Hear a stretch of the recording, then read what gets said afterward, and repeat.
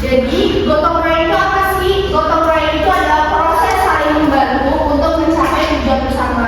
Maknanya itu dari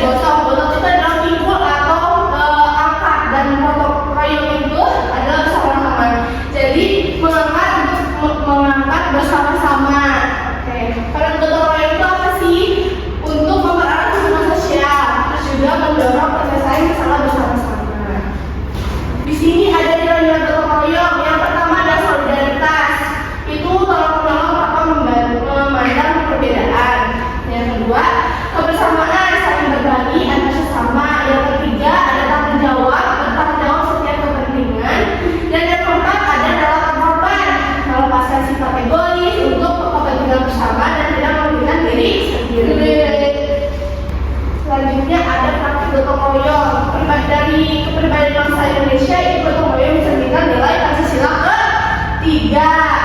Terus kegiatan tradisionalnya nyadar, membersihkan desa dan panen bersama.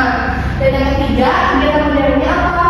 Pengelolaan daerah bencana seperti bencana alam, banjir, longsor dan semacamnya. Nah, di sini ada manfaatnya. Manfaatnya apa itu? Yang pertama, meringankan beban pekerjaan yang lebih berat. Terus memecahkan masalah secara bersama, dan ketiga, memerankan kerukunan dalam hidup bermasyarakat. Oke, di sini Ibu punya contoh. Contoh yang di sekolah ini adalah kerja bakti. Siapa nih yang di sekolah yang suka bersih-bersih? Enggak? Oke. Di rumah juga suka. Di rumah suka. Oke. Kan kalau di sekolah kan kita bareng-bareng ya membersihkan lingkungan. Nah, kalau di sekolah ini tuh membantu orang tua. Kalau misalkan kalian mau tidur suka bersih kamar nggak? Suka. Aku suka subuh.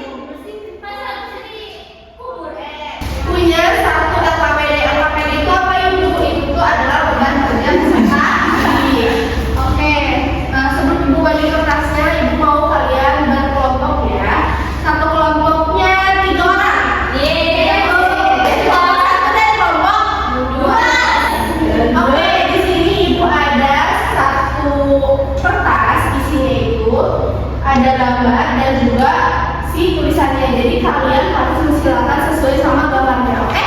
Oke. Ibu.